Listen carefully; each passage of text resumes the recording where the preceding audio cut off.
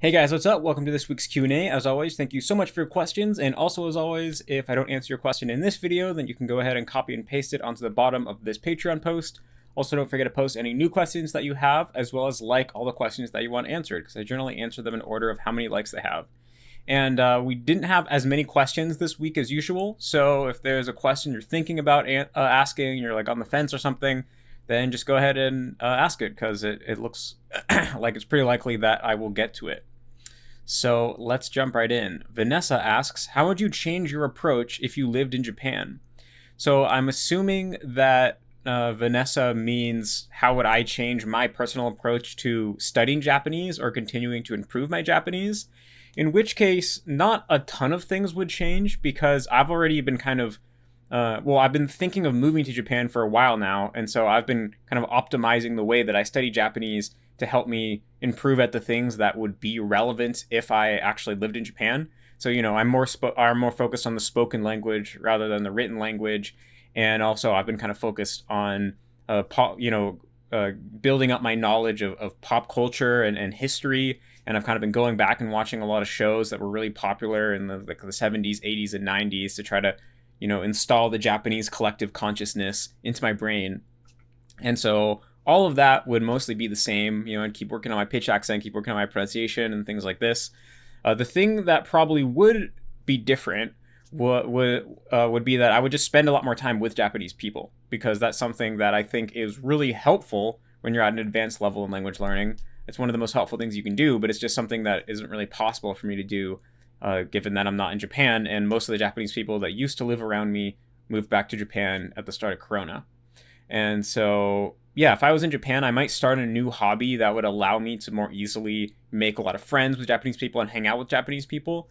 Like, for example, I've always been kind of interested in shogi and Go, the games. And so I might start playing one of those. And then there's places where you can go to play Go with other people and meet new people that are into Go, find opponents to play against and practice against. And so I think that would be an awesome way to make Japanese friends, because it's kind of, you can do something like a martial art or a sport. But the thing is, when you're playing a sport or playing a martial art, you're not really talking that much. So it would be good for, spending time with Japanese people technically, but you wouldn't get a lot of opportunity to practice conversation. And I mean, maybe Go and Shogi are actually kind of somewhat similar in that when you're actually playing, you're concentrating and you're not talking, but still you're sitting inside at a table. And so I just feel like there's going to be more opportunity for conversation and talking compared to something like a sport.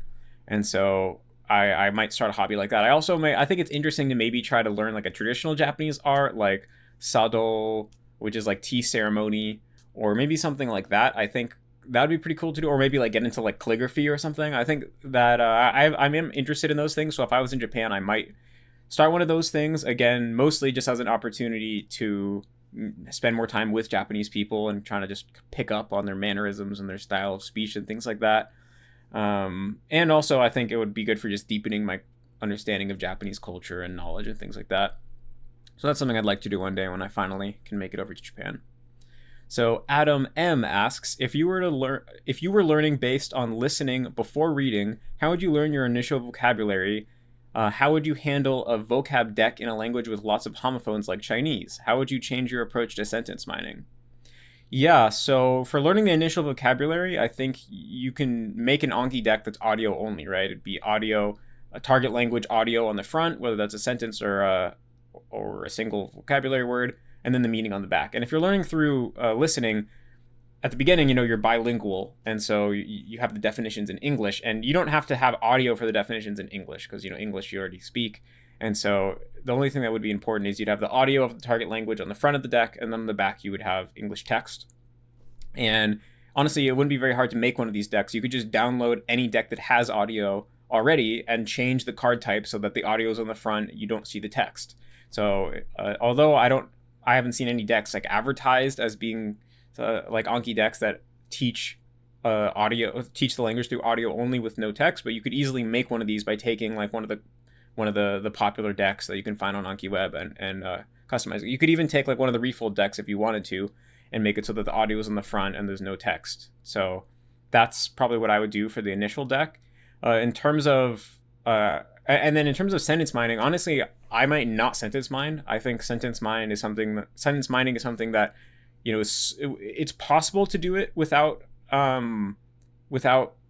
needing text. It's possible to do it through audio only, but it just kind of sounds like a pain and a hassle and something that I don't think would really totally be worth it. So, I mean, the idea with taking an audio only approach is that it's something that's very hardcore. It's kind of, an uphill battle compared to learning through text, which is a lot kind of quicker and more efficient, but you're willing to kind of put in all this extra work to learn through audio in order to get the best possible accent. So it's kind of, you're paying this big price to get this big reward. And so I probably would just know that, yeah, it wouldn't be as fast without sentence mining, but I would, if you're going to take that approach, I would try to replicate the way that infants learn as much as possible, which is, you just pick up vocab through immersion. And so that's probably what I would do if I was going to start a language from scratch and take an all audio approach. I would probably still learn the first maybe 1,000 words through a deck like this, but after that, I probably wouldn't sentence mine. And in terms of homophones in languages like Chinese, I mean, think about it. How do Chinese kids learn homophones? They just pick them up through immersion, right? You just learn, you don't know what the characters are, but you just know, okay, there's this word sounds like this, and it seems like it can mean this A or it can mean B. You pick that up through immersion. So I don't think you need to do something special to keep track of homophones. You just pick it up the same way that infants do if you're going to try to take this hardcore all audio approach. So Alex asks, when making cards in Anki, would you recommend using something like DeepL to translate target language definitions if you cannot yet understand them? In your November Q&A, you talked about how your ideal version of a Japanese grammar guide would use native Japanese explanations that were translated into English. This made a lot of sense to me because, like many Japanese learners, Japanese grammar was first explained to me in terms of English grammar concepts. Later on, I relearned those grammar concepts from a native Japanese perspective, and everything became much easier to understand. Japanese often simply doesn't work on an English grammatical framework. So this got me thinking. When I make Anki cards, I use Japanese definitions where possible, but sometimes those definitions are too complex for me to understand, and so I use English definitions instead. In these cases, would a DeepL translation of a Japanese definition be more useful or valuable than a Japanese to English dictionary definition? So yeah, in the November Q&A, when I was talking about this idea that, yeah, the ideal way to learn grammar or vocabulary would be to kind of take the way that it's explained to natives in the target language and just kind of almost translate that directly into English. I had this same idea of like, oh yeah, wait, you could probably do this with DeepL apparently, if you just, copied and pasted the definitions in, but I hadn't actually tried it yet. And so after getting this question, before filming this Q&A, I tried throwing in some Japanese to Japanese definitions into DeepL to translate them into English so that I could compare them to Jisho.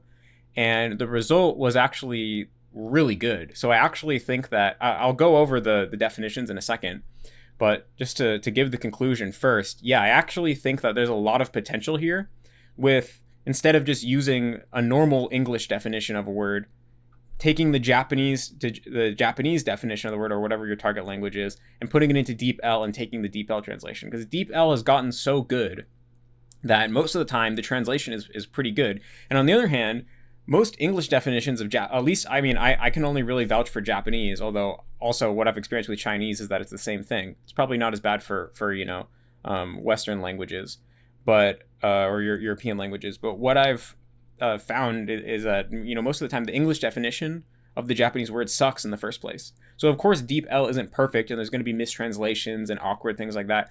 But I think on average it might give you a better result than what you get on Jisho. And to give you some examples, so the first word I looked up was horobiru, which, I won't say what it means yet because, I'll just read you the definition. So let's see. First I'll read Jisho. Maybe I'll change the order on the second word. So the jisho.org, which is the most popular, Japanese to English dictionary online, and it didn't create its own definitions. The definitions come from an even more famous dictionary called JDict. But anyway, it's like the only main open source Japanese to English dictionary. But the JDict definition was to go to ruin, to go under, to fall, to be destroyed, to die out, to become extinct, to perish. So it just listed all those kind of in a list. And then I took one definition from, I think it was Shimekai, which is my personal favorite Japanese dictionary. And I pasted it into DeepL, and the DeepL translation was, and it's awkward grammar, but you still get completely what it means. It will be so devastating that it will disappear from the earth and leave no trace of its existence. And so for me, that's just a much more kind of coherent and very kind of like visually stimulating image of what the word means compared to just this list of random English phrases that Jisho gave, right? And it's a totally accurate translation of what the Japanese was. So when I first saw this, I was like, ooh, this is good. Like, this is a lot better than the English. I would rather have this on my card. It will be so devastating that it will disappear from the earth and leave no trace of its existence. I would rather have that than this like list of similar phrases. So that was the first one I did. The second one I did was kufu, and this time I guess I will read the Japanese, the DeepL translated Japanese definition first. And I did two different definitions one time. One of them was from Koljiang, and one of them was from Shimekai. I don't remember which one was which because I only have the English one that I wrote down here in my notes. But one of them was to try to come up with a good way to do something. And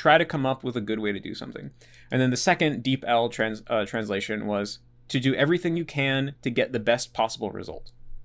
So that was the definition. And then this is what the English, the JDict, jisho.org definition was: devising a way, contriving, figuring out, coming up with, working out, inventing. So again, instead of having kind of like a single coherent explanation, it kind of just lists a bunch of little English phrases, none of which kind of really hit the mark. And then the DeepL translated Japanese definition is just like a single coherent explanation. And so, and in this case in particular, like when you read devising, contriving, figuring out, you know, it's kind of vague. Whereas when you just have doing everything you can to get the best possible result, it's like that's a completely clear and coherent definition.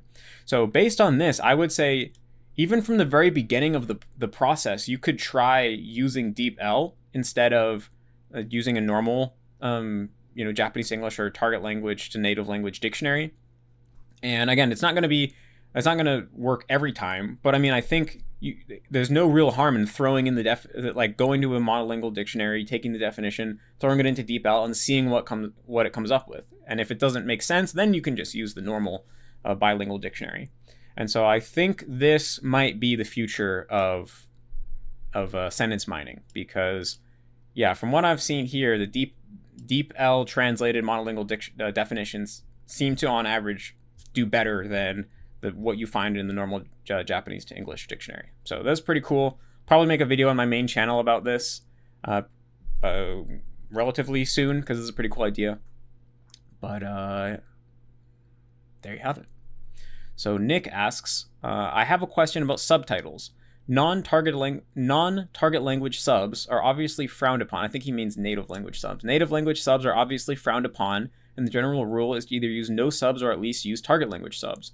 But I'm wondering if non-target language subs don't play a meaningful role in immersion learning after all.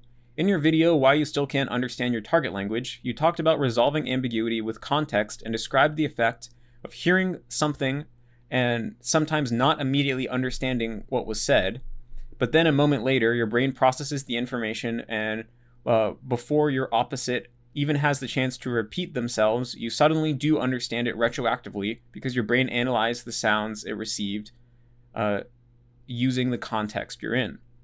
I feel like in the past, I've experienced this lag phenomenon occasionally while watching target language content with native language subs. The raw sounds would be too fast for me to make out the words, but then I would read the subs, know the context of what was said, and suddenly hear the target language sentence in my head retroactively.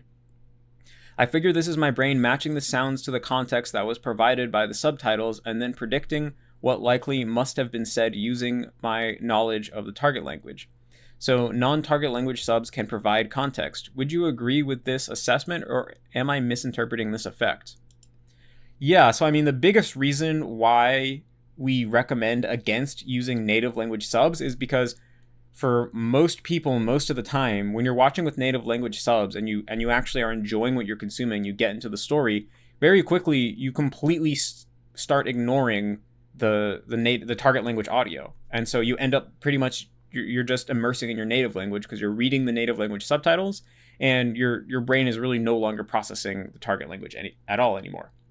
And obviously that's why most people, like most anime fans in the West, they have watched thousands of hours of anime with English subs and they still only know like 50 words in Japanese. And so that's kind of like the proofs in the pudding that it doesn't really work the same way. I think native language subtitles can be helpful potentially if you're watching it first with native language subs and then again raw. But for most people, if they don't have that time where they're watching it raw or they're watching it without their native language, then their brain's just going to kind of ignore it.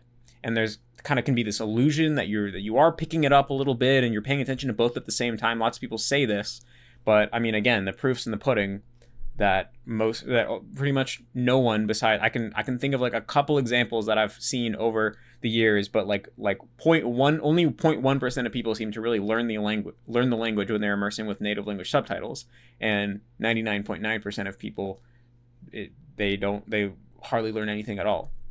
So that's the main thing.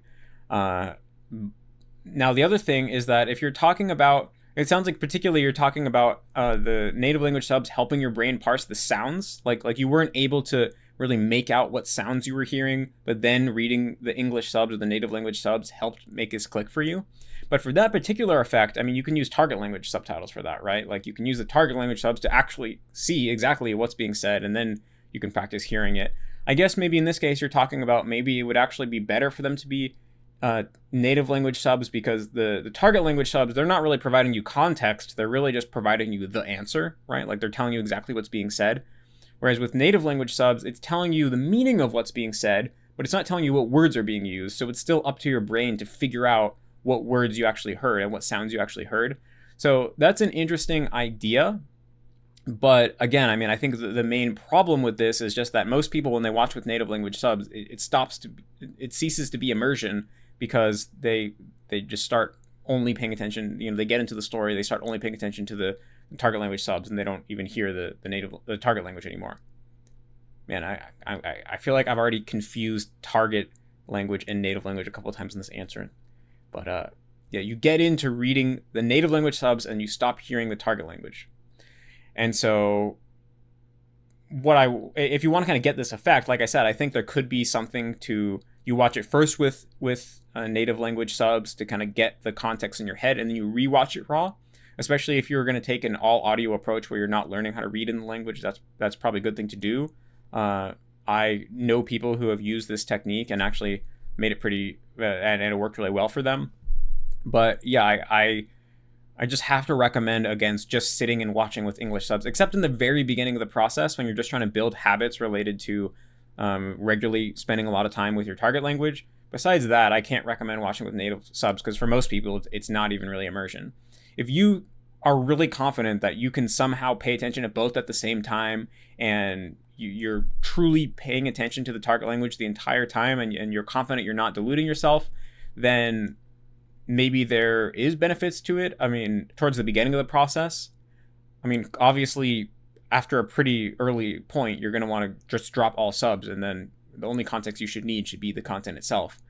But for most people, I would be very wary of trying to take that approach if you don't have at least a big portion of your time watching raw. So Hayden asks, "Hey Matt, how's it going? Do you think it's possible to develop bad habits from doing a listening dominant approach? Like sometimes I listen to stuff and my mind thinks I'm hearing a certain word, but it turns out to be a different word. And as a result, I may have developed a bad habit of relating that misheard word to that sound. Did your friend who learned entirely through listening develop any bad habits as a result of mishearing or anything like that?" So this is an interesting question. I'll explain my thinking on it, but I mean, to give my conclusion first, I think this is not really something you have to worry about. There is something called an egg corn, or it's spelled EGG corn, CORN, I think. You can look it up on Wikipedia, but it's basically misunderstandings that come from mishearing things. And it happens to native speakers. There's a lot of famous ones. I think if you look up egg corn on Wikipedia, you can find a list.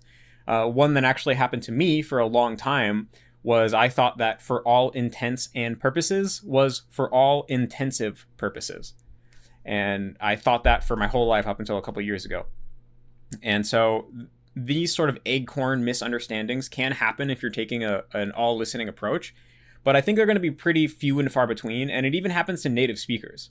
So it's not really something you have to worry about. And then when you do eventually start reading, whenever that is, then you'll kind of figure out what you were hearing and you can fix it. So I don't think it's a huge deal. I think for the most part, like we learned our native language all through listening, right? And for the most part, these sorts of misunderstandings happen very infrequently. And so I think the same thing will happen if you replicate that process. You do tons of listening. I think your brain will figure out what it's hearing relatively quickly. So yeah, as far as I know, the friend that I have that learned entirely through listening didn't have any problems like this. The only thing kind of somewhat similar to this, and it's really a completely different thing, is that he immersed in both Kansai Japanese and standard Japanese, and so part of his Japanese ended up kind of having a mix of both.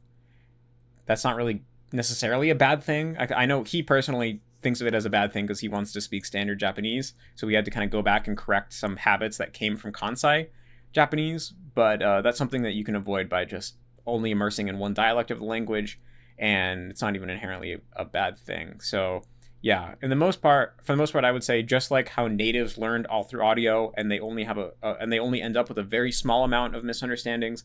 I'd say if you learned entirely through audio, you would also end up with a small number of misunderstandings, which you eventually would correct when you start reading, which will kind of, you'll actually see what people were saying, and it'll all work itself out. So Showa Guy 51 says, now, so this is something that I would think people would already know, but it actually had a lot of upvotes, so I'll answer it anyway. Showa Guy 51 asks, how do you currently feel about Heisig's remembering the kanji? I think at one time both Matt vs. Japan and Refold recommended the RTK book. However, I do not recall seeing any video announcing the move away from RTK, nor any explanation for that matter. Having said that, I do really like Refold's 1K audio sentence decks, so the JP1K, as I think they're moving in the right direction. But I also wanted to send out thanks specifically to Matt vs. Japan for the videos that introduced me to RTK, mnemonics, and Anki. I have a poor visual memory for complex kanji, and I found RTK's component by component story method to be very helpful in memorizing how to write kanji that have a lot of strokes, as well as kanji that look almost identical to other kanji. Yeah, so the JP1K is a replacement for RTK. There was a video that Refold made on this. It's on the Refold YouTube channel. There's actually 2 videos about the JP1K. So I think, I don't remember exactly what the title of the video is called, but it has a JP1K in the title. So if you go to the Refold YouTube channel and find the video that has JP1K in the title, that is the video where I explain exactly why, in my opinion, RTK is obsolete and the JP1K is a replacement for it that's better in pretty much every way.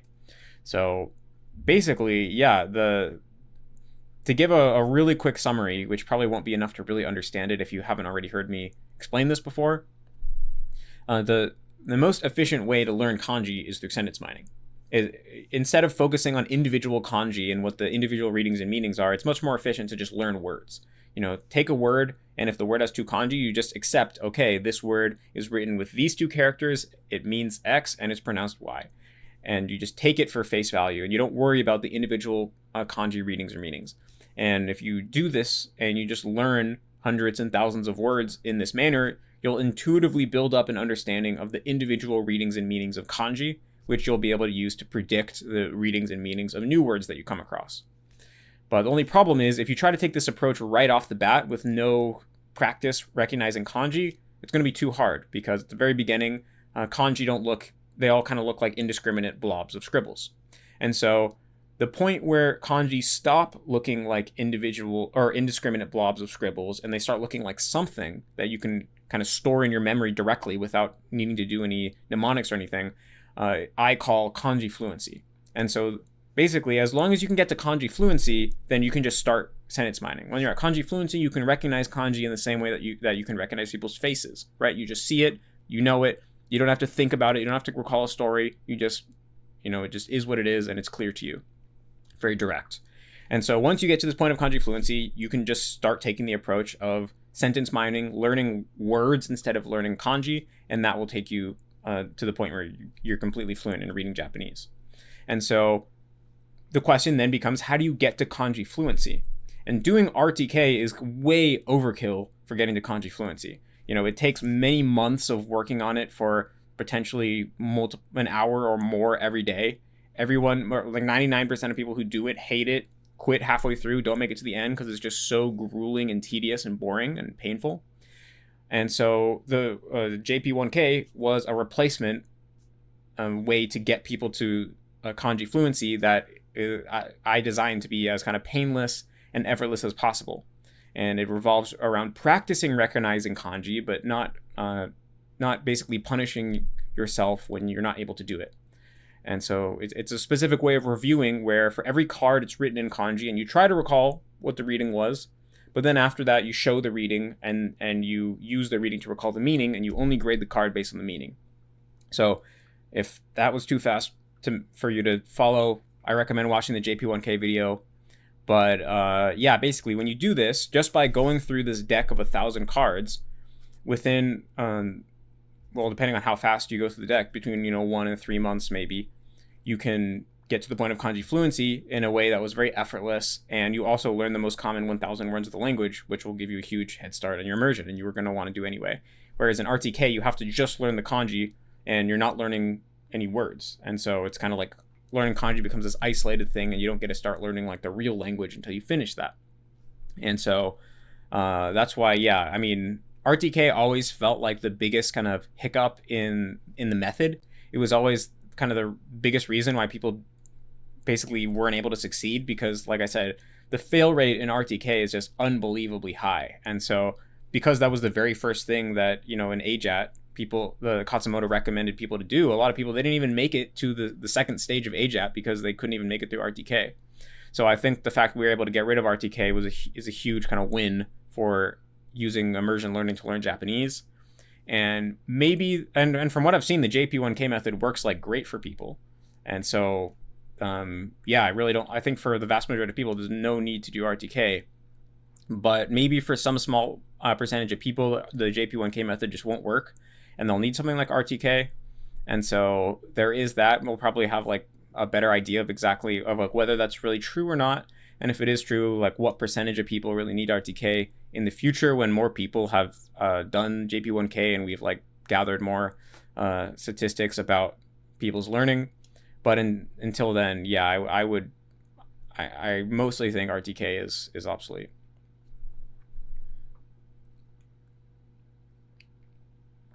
So Brandon asks, should I worry about subconsciously translating into English in the early stages of learning?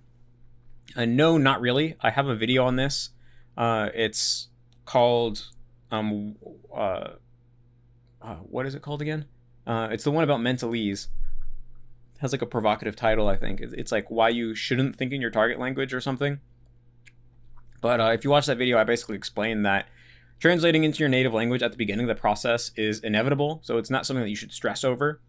There'll come a point where you kind of realize that the root of your thinking is not your native language, but it's kind of pure conceptual thought. And I call this language of pure conceptual thought mentalese. Well, actually, it's Steven Pinker's term.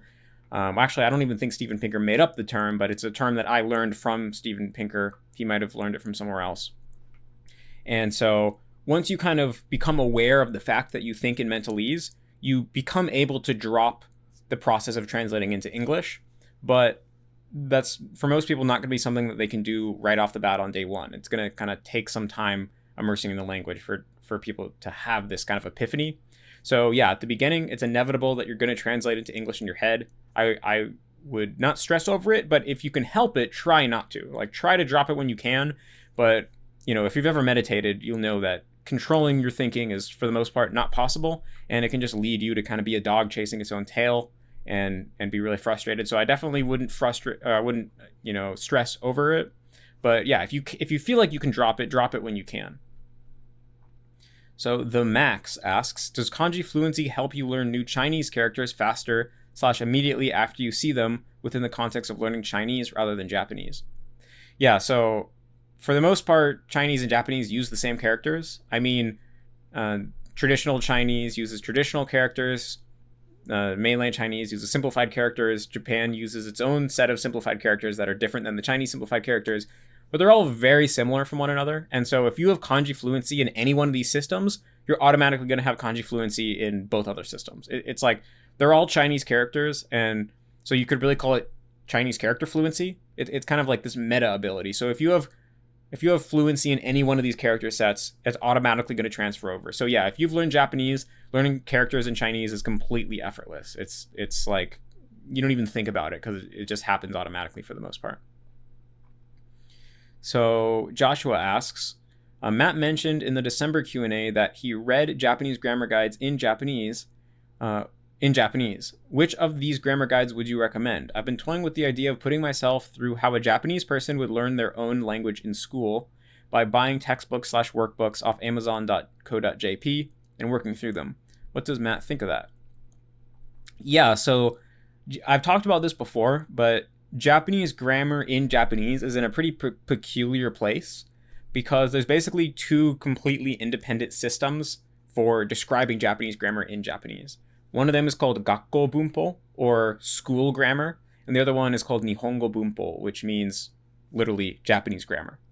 And so Gakko Bunpo, or school grammar, was a system of explaining Japanese grammar that was invented in the early 1900s, specifically for the purpose of helping Japanese native speakers learn classical Japanese. And so when you take classical Japanese and modern Japanese, they're very different grammatically in a lot of ways, but they're also similar in probably more ways than they're different. Like if you were going to take classical Japanese versus modern Japanese, they're almost like two different dialects of the same language. And so there's a lot of things that Japanese people, they don't need to relearn when learning classical Japanese. Like for example, how most basic particles work, they're the same between the languages.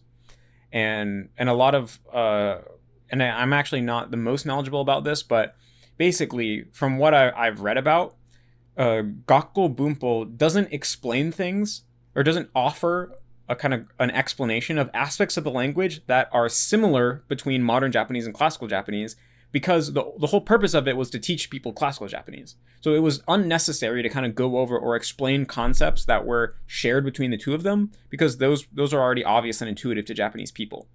So again, the Gakko Bunpo is kind of frowned upon by academics because it's inherently not academic. It wasn't designed to kind of academically explain the way that the Japanese language works. It was designed for this more pragmatic purpose of helping Japanese people learn classical Japanese. And because of that, it kind of fails as an academic, gakumonteki is the word for that, academic? Like an academic way of explaining the language. Kind of scientific way of explaining the language. And so Gakko Bunpo is actually the Japanese grammar is what academics actually work on, and it's an actual linguistic pursuit of trying to explain the way that Japanese works. And interestingly, a lot of the textbooks in the West have been inspired by a lot of concepts in classical Japanese, in Nihongo Bunpo, in Japanese grammar. And so for example, in Gakko Bunpo, the particles wa and ga are basically treated the same way. They're both shugo, or they both mark the subject. That's what Gakko Bunpo says about wa and ga. Whereas in Nihongo Bunpo, now it's recognized that actually wa and ga are fundamentally different in a very deep way. And it's said that wa is the topic marker, whereas ga is the subject marker. And the way that they affect the structure of Japanese sentences is like completely different fundamentally. And so that I guess discovery, you could put it, of the difference between wa and ga didn't happen until around the 60s, I think. Whereas, like I said, Gakko Bunpo was created in the early 1900s. And so it hasn't been updated at all. It doesn't contain any of the newer developments in academic or linguistic thinking about grammar. And so you might think, well, should I still learn it then? Is there any point to it? But the thing is that Gakko Bunpo is what all Japanese people know, and most Japanese people have learned literally nothing about Nihongo Bunpo, unless they're a linguistics student. And so it actually is valuable to learn about Gakko Bunpo, for two reasons. First of all, it does provide a very useful framework for thinking about the Japanese language. That was mostly what I studied, and it did give me a lot of insight about the structure of the Japanese language. So there still is a lot of valuable insights there, even though it has some flaws, like I've been mentioning. And the other thing is, that's what all Japanese people learned. And so if there's anything, this is a general principle for all of language learning. If there's anything that virtually all native speakers know, you want to know that too, because it's going to come up in some context. And if you're the only one who doesn't know it, you're going to be the only one that doesn't understand it. And so that is true in a general principle. Like Japanese people, they use the language of Gakko Bunpo to describe words, like even down to like the way they refer to parts of speech, like keiyoshi, keiyodoshi. This is what they use to refer to e adjectives and na adjectives. They don't use the words e adjective and na adjective. Those are considered to be Nihongo Bunpo. So most Japanese people have never even heard the word e adjective or na adjective. There is, in Japanese, you in some contexts, for Nihongo Bunpo, you actually hear i keiyoshi, na keiyoshi, which would be a literal translation of e adjective and na adjective. But most Japanese people have literally never heard those words because only linguistics students or people studying to be a Japanese teacher who's going to teach Japanese to foreigners have actually learned about those concepts.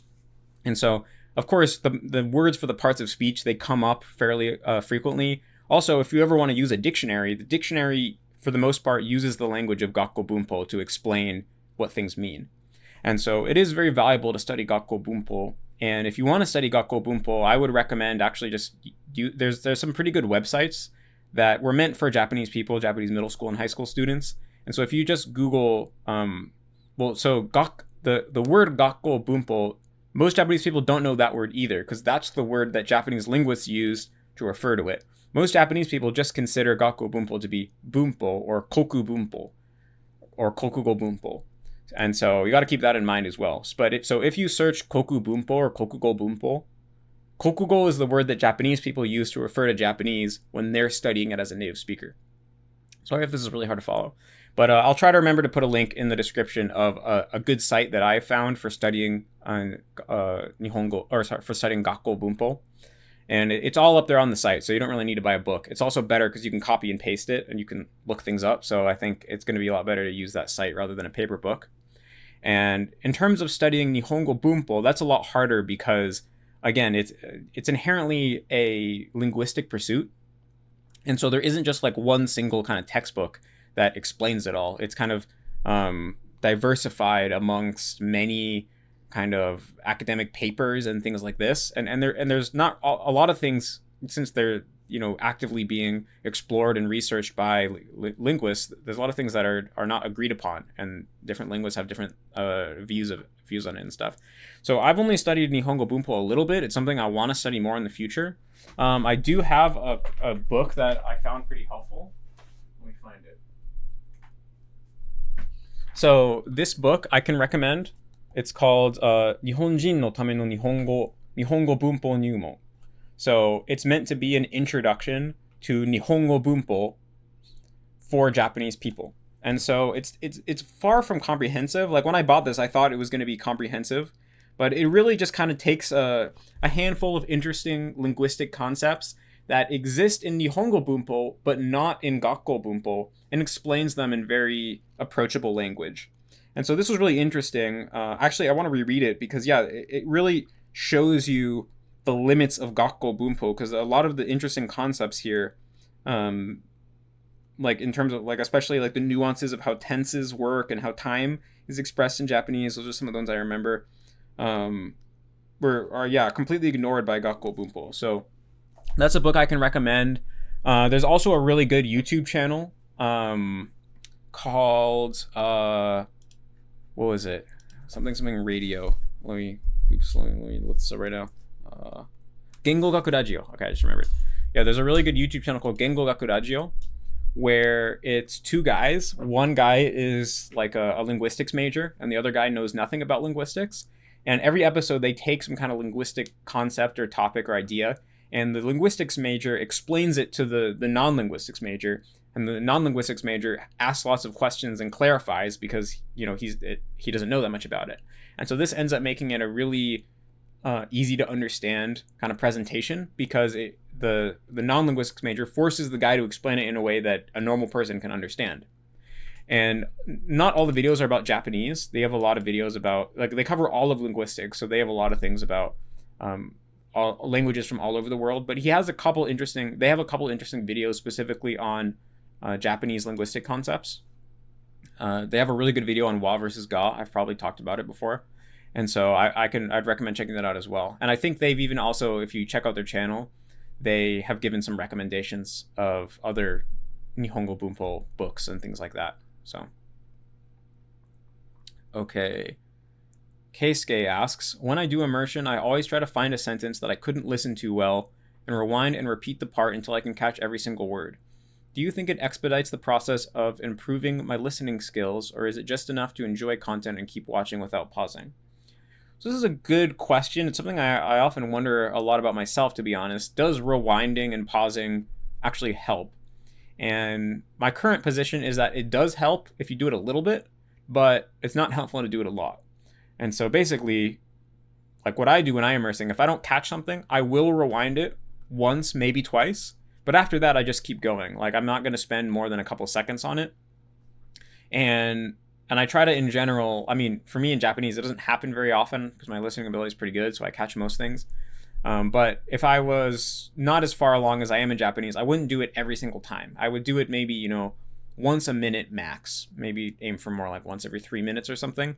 Just because you have to be pretty sparing with how you interrupt your immersion, because I think that also interferes with the learning process. But I think there are some times where, you rewind once and then it clicks, and I imagine that has some benefit for growing your listening ability. So I'd say it's rewinding is good in moderation, but you don't want to overdo it. So Landon DeForest asks, starting March, I'll be studying abroad in a native Japanese high school for a year. How can I make the most out of this opportunity while minimizing bad habits?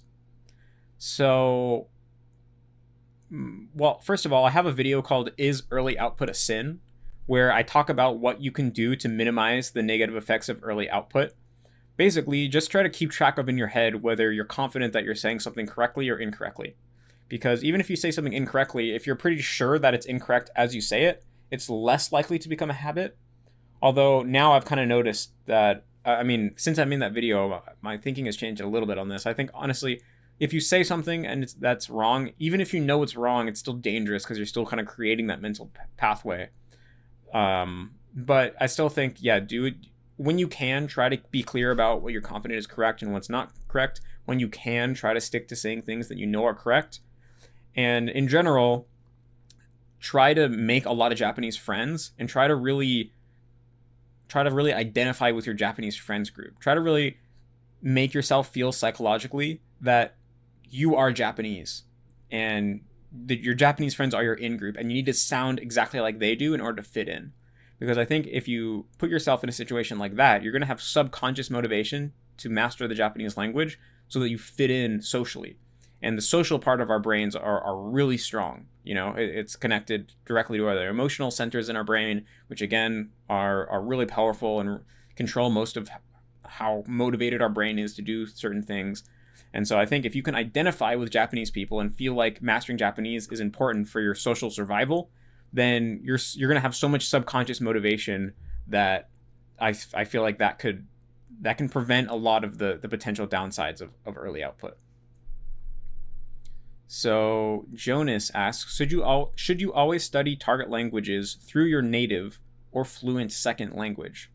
I've been studying Spanish and reached a comfortable level, but I'm still a big step away of near native level fluency. I want to start studying French next and have been hesitant to give it a go because I haven't achieved my target level in Spanish yet. I have the idea of starting French through Spanish. Do you think this could benefit my Spanish or rather jeopardize my effort in both languages? Yeah, so this is kind of the idea of what's called laddering, which is where, you learn a second language and then you use your second language to learn a third language. And a lot of people talk about it like this is some like magic secret to maintaining your second language as you learn a third language. But in my opinion, it doesn't really help that much, because when you think about when you're learning a language, if you're doing it right, you're not spending that much time with the fluent language. You're spending all your time in the native language, right? Like, for example, if let's just say tomorrow I started learning French and I used English as my base to learn French. How much exposure am I really going to get to English during my process of learning French? Not that much. The only time I'm really going to be contacting English is when I look up a word and I read the definition, which is only a few seconds of of immersion or exposure to English every, minute or so when I look up a word. And then when I download an Anki deck or whatever, then, I get an exposure to a couple words in English per card. But overall, and then that's only for like a couple months until I go monolingual, and then I'm getting zero exposure to English through the process of learning French. So in this case, how much would learning French help my English? Virtually not at all. And so I think the same thing is true even, like, for example, when I was learning Chinese, I used a lot of Japanese resources. And yeah, I mean, I learned a couple new Japanese words because there's words in Japanese that refer to concepts in Chinese grammar that aren't used anywhere else. And so, yeah, now I know some Japanese words that are used to talk about Chinese grammatical concepts, but it's not important that I know those words because the only people who know those words are Japanese people who have studied Chinese. Most Japanese people don't know them. And so, yeah, there was some benefit to my Japanese of studying Chinese through Japanese, but it's not really valuable in my opinion. And so, yeah, maybe I got a couple seconds of exposure to Japanese here or there, but that's not really enough to make a significant difference, especially in a language like Japanese that I'm already fluent in. And then, like I said, then you go monolingual and then you don't even use language at all. And so my policy is that you should, well, first of all, there's no need to choose one base language. If there's good resources, like if you're fluent in multiple languages and there's good resources in multiple of the languages that you know, use all of them, right? Like when it comes to good resources, the more the merrier. So when I was learning Chinese, I used both Japanese and English resources. And I found that a lot of times, especially when I look up a word, reading a Japanese definition and an English definition gave me a much better understanding than just one or the other, because every language has its own biases. So having two different languages gave me a more holistic, I could kind of like triangulate the meaning, the true meaning of the word. And so, yeah, I didn't try to like only use Japanese resources or anything, because like I said, it's not like that would really help my Japanese that much anyway. And so I just used both. And so in your case, if you wanted to learn French and you know Spanish and English, use both. Like use whatever offers you, whatever is most helpful in the moment. And in general, I feel like the resources that are going to be the most helpful are the ones that are closest to the target language. So, well, there's kind of a balance here. On one hand, there's almost always going to be more resources in English because English is kind of like the dominant language in the world right now. And so just the sheer kind of quality and effort that goes into English resources generally makes English resources pretty good. But on the other hand, even though like in Japanese, although they didn't have as many resources as in English, Japanese is in many ways closer to Chinese in terms of the vocabulary. And so a lot of times the Japanese resources would be able to provide a better explanation than the English one, just because of the nature of the language. Overall, there are a lot of good Japanese resources for learning Chinese, though. It's not at all like impoverished resource-wise. I don't want to give that impression, but I mean, nothing can compete with English, right? And so in general, I would use the language that is closest to the target language. Like, for example, if you're learning French and you know Spanish is more similar to French than English is. And so probably Spanish explanations and Spanish dictionaries are going to do a better job than English dictionaries. But there could be exceptions. Again, English is kind of like, breaks all the normal rules because it's like such a dominant language. So yeah, in general, use whatever resources is most practical. Don't limit yourself to one language. Use whatever one you want. And I would prioritize what's going to help you learn the new language best. Don't really think about maintenance. I don't think laddering is a valid strategy for maintenance. If you actually want to maintain a language, you need to like spend devoted time immersing in that language. And whether or not you ladder is going to be very negligible in the big picture. That's my opinion.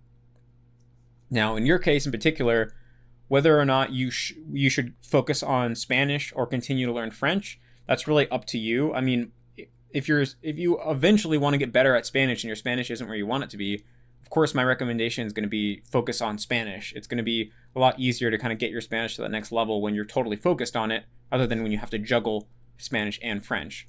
So that would be my recommendation, but it's up to you, and whether or not you ladder, I don't think is going to make a big difference.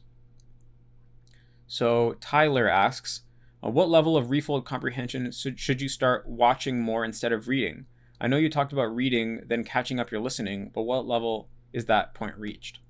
So the way that refold is designed is that you start off watching, actually. So you start off watching and then you start reading, and that's in kind of like late stage 2. So Yeah, if you look at the roadmap, we recommend you don't do any dedicated reading at the beginning. We don't actually recommend that. You can if you want to, but it's not kind of like the default refold path. And then you start reading once you have a foundation in the language a little bit later on. And once you start reading, I think you should always be reading and listening. There doesn't really make sense to ever have a period where you're only reading, but it can make sense to have a period where you're only listening/watching. So Isabella asks, whether or not you personally find music to be an efficient learning tool, have you considered it from the perspective of it being a natural, holistic way of simultaneously sentence mining and exposing oneself to repetition while also being able to practice shadowing? Not really, to be honest, because, well, so let's look at the different potential benefits that you're talking about here. Well, first you say a natural, holistic way, but I mean, I don't really think acquiring language from song is a natural way. I don't think that's the main way that we acquire our first language. I think we acquire our first language through speaking, and we don't really learn the actual lyrics of songs until we're probably already fluent in our native language. That's one thing. So, I mean, all the things that you said, like, okay, you could sentence mining. Yeah, you can sentence mine songs if you want to. Exposing yourself to repetition. Yeah, you can, of course, people like to listen to songs multiple times. And then shadowing, I guess if you're singing, that's kind of a form of shadowing. But first of all, you can get all these benefits with any piece of native language content, right? You could just take a 3-minute segment of someone talking in your target language, and you could sentence mine it, and then you could put it on your passive immersion pod and listen to it on repeat, and you could also shadow it. And so there's nothing kind of special about music in any of the ways that you talked about. Maybe the repetition part, obviously it's probably easier to listen to a song you like multiple times rather than just a clip of people talking. But I mean, besides that, I think overall there's just so many downsides of music, because first of all, the language that tends to be used is poetic and oftentimes even not grammatical. And the way that it's pronounced is so different than normal speech that it doesn't really carry over very well to normal speech.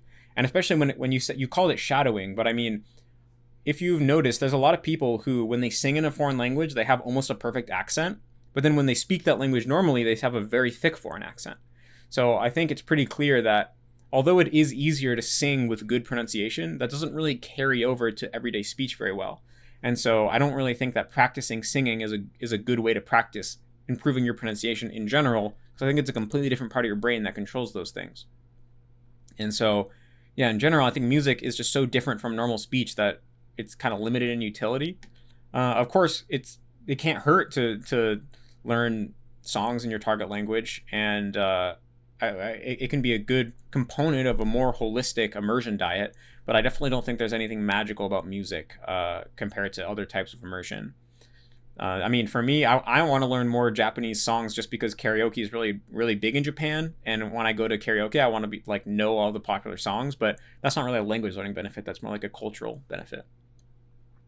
Okay, so the last question, Tim asks, what do you think are the main differences in learning Japanese pitch accent between a person whose native language is tonal or already features a little bit of pitch accent and someone whose native language doesn't? Say, a speaker of a Scandinavian language and an English speaker, for example. Do you think these people are at a considerable advantage when it comes to pitch accent? And do you think they would be able to pick it up naturally without any conscious study? What do you think you would have done differently learning Japanese if you spoke one of those languages natively? So, I mean, yeah, they're definitely at an advantage. If your native language is tonal or has pitch accent, then you're at an advantage. I think that's completely undeniable. But that doesn't mean that you're automatically going to have perfect pitch accent. Like when we talk about, acquiring pitch accent naturally, a lot of times people use language, and even I'm guilty of this. People are guilty of using language that's kind of binary, like, oh, you acquired it or you didn't acquire it. But in reality, there's a whole spectrum of acquiring pitch accent. You could kind of think of like, what percentage accuracy is your pitch accent? Some people are at like 20% accuracy. Some people are at 90% accuracy. Very few people who are not native speakers make it to 100% accuracy, but some people get very, very close. Very, very, very, very close. And so, yeah, I think on average, if you know a tonal language or a pitch accent language, you're going to require much more of it than you would otherwise, but it's not necessarily a surefire thing. I have seen actually all the people I know who speak with literally perfect pitch accent have studied pitch accent, including Chinese people, right? So there is actually a Chinese YouTuber who speaks like almost completely native Japanese. Her name is Mui Mui, and she is the closest to native level in Japanese of any foreigner I've ever seen. And she actually went to an announcer school in Japan, like meant for native speakers who are training to become a TV announcer. And they actually train you with pitch accent really hardcore at that school. So I think she went to that school for like 2 years, and she probably was trained in pitch accent really intensively. And so even for her, right, she didn't just get it naturally automatically. She had to study it a lot. And I think I've heard her talking about that in a video. And I know other Chinese people who are at a very high level of Japanese, and their pitch accent is good. It's a lot better on average than most like Americans or English speakers or Europeans, but it's still not perfect. And she still makes some mistakes here or there around the corners. Like maybe she's at like 80-90% accuracy. And so I'd say, yeah, overall, let me just give you some like really broad numbers. If you immerse for, let's say, 5 years hardcore and you're an English speaker and you ignore pitch accent consciously, you're likely to end up with a pitch accent accuracy of like, 30%, 40%, maybe 50% if you have a good year. And if you are a Chinese speaker who learns Japanese through immersion for 5 years, you do the same amount of immersion, you're likely to get, maybe between 70 and 90%. Maybe 80 on average, 90 if you have a really good year. But if you want to really like master it 100%, you probably still need to study it in both cases. That's what I've seen. And so for me, like, how would my approach? So basically, if I was going to relearn Japanese over, my approach wouldn't change whether I was an English speaker or a Chinese speaker. I would still learn pitch accent from the beginning, and just because, yeah, I'm sure I would have an easier time with it if I was a Chinese speaker. But I mean, ultimately, I still, from what I've seen, nothing is surefire. Like maybe there probably are some people out there who have virtually perfect pitch accent who like didn't study it at all. But those are like a very few minority of people who probably have a lot of natural talent and like really good ears. And I know I'm not one of those people, obviously. And that wouldn't change even if my native language was Chinese. But yeah, all the people who have like perfect pitch accent. Again, another example is like Nick, the singer who I interviewed, Nick, who writes at NYK. He also said that when he first started being on Japanese TV and stuff, he had to get his pitch accent corrected a lot and go through a lot of training to be able to speak with perfect pitch accent. And he's still not perfect. He's like one of the people I would say is very, very close to perfect, but he still will make a mistake every couple minutes. And so, yeah, I would say pitch accent is just such a nuanced thing. It's just so complicated and so hard for the brain to grasp naturally that without you kind of pointing your brain in the right direction, it seems like even if you're Chinese, it's not a surefire thing. Although, of course, you're at a huge advantage. You're going to acquire more without studying it. And when you do study it, it's going to take you less work to get to like near perfection. So yeah, those were all the questions that I think had at least one upvote. So again, if you have questions, go ahead and leave them. And thank you guys for listening and supporting Refold. And I'll see you guys in the next one.